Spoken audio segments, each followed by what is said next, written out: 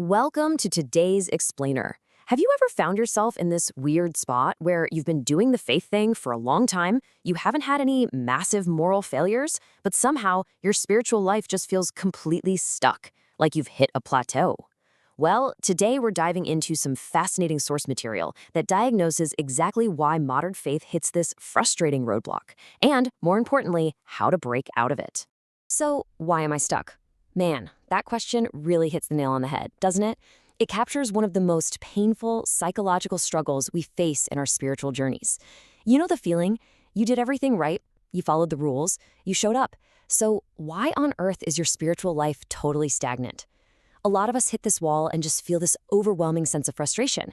It's like something is missing, but you just can't put your finger on it. And this quote from the text perfectly sums up that exact feeling. I haven't missed anything. I'm not lazy. Why am I stagnant? Now, here's the trap we almost all fall into. When we feel this way, our knee-jerk reaction is to think, oh, I guess I just haven't prayed enough. I just need to try harder. But the source material actually points out that this is a fundamentally misguided approach. And by misguided, we don't mean foolish. We just mean we're completely missing the root cause. Blindly pushing yourself to just do more is literally a one-way ticket to severe burnout.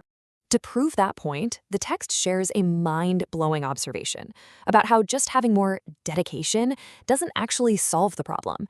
It brings up seminary students, people who have literally dedicated their entire lives to their faith. And yet, hundreds of them were still found cheating on tests, cutting in lines, or stealing photocopies and running off without paying. Right? These are folks with clear faith confessions who are studying hard. The key takeaway here is huge. It is absolutely not a lack of effort or dedication that's keeping us stagnant. This brings us to Section 1, Faith, Inc., and the Hidden Operating System. We're going to look at a slightly uncomfortable but absolutely crucial truth driving modern religion. The material makes this super fascinating comparison between how corporations and modern churches are run. And honestly, they're practically identical.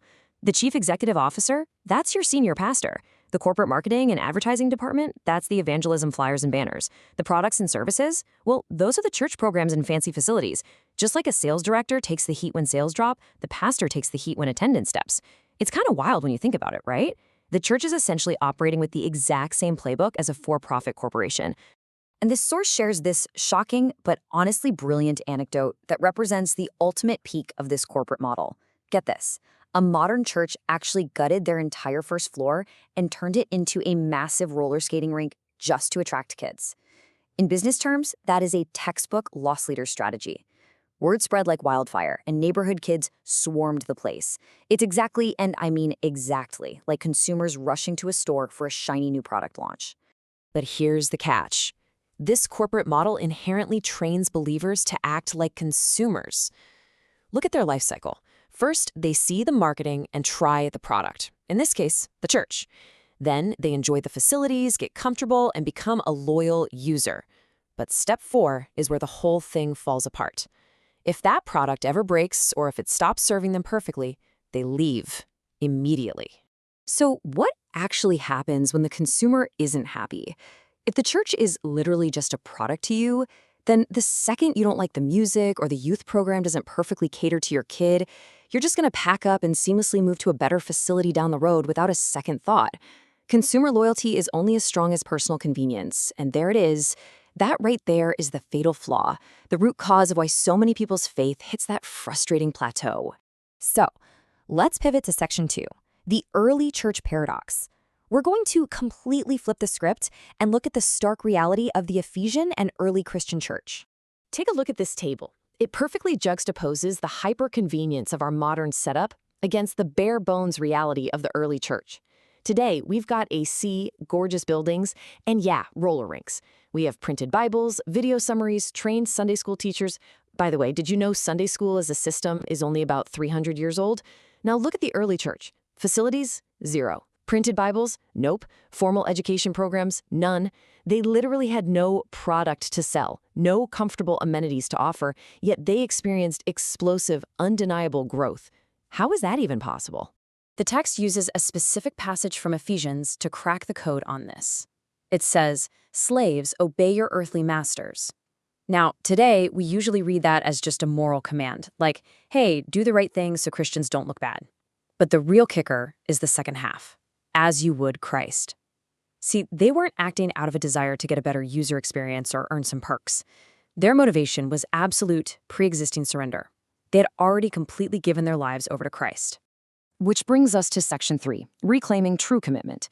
Let's dive into the massive paradigm shift required to actually break out of that spiritual plateau. So we need to totally redefine what commitment actually means. It is not, I repeat, it is not gritting your teeth, working harder, or signing up for 5 more church programs. According to the source, true commitment is about identity and ownership. It's the absolute acknowledgement that you are completely owned by Christ, bought with his blood. It's realizing that you belong to him before you ever decide to commit to doing anything. And this means we're dealing with 2 entirely different starting points. The consumer starts by asking, what can I get from this church? Is the parking easy? Do I like the sermons? But the committed person? Their starting point is, I am already his. So how do I surrender my life right here in this community? If you start as a consumer, the text argues that you are absolutely guaranteed to end up at that plateau of frustration we talked about earlier. The text issues a really sharp warning here about what it calls return on investment, or ROI faith. This is the dangerous trap of treating our prayers, our offerings, or our attendance like a financial transaction. Like a vending machine, right? You put your coins in and expect God to spit out better life circumstances as a payout. But true commitment isn't a business deal where we're trying to maximize our personal benefits. Our life starting point must be the Lord Jesus Christ, not ourselves. This right here is the absolute core takeaway from our explainer today. If we view church programs, even something as simple as a small group, purely as a place to get benefits, we completely ruin the true purpose of faith.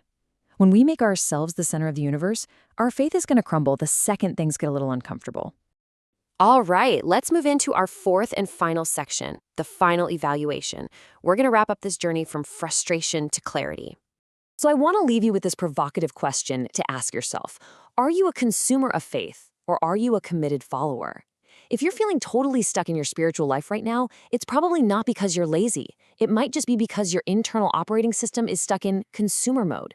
As the source material so powerfully highlights, the moment we surrender our own agenda and acknowledge that we are already his, that's the moment we finally break through the plateau and our faith truly comes alive. Hopefully this explainer gave you some fascinating insights and challenged you to fundamentally rethink your approach. Thanks so much for joining us, and we'll see you next time.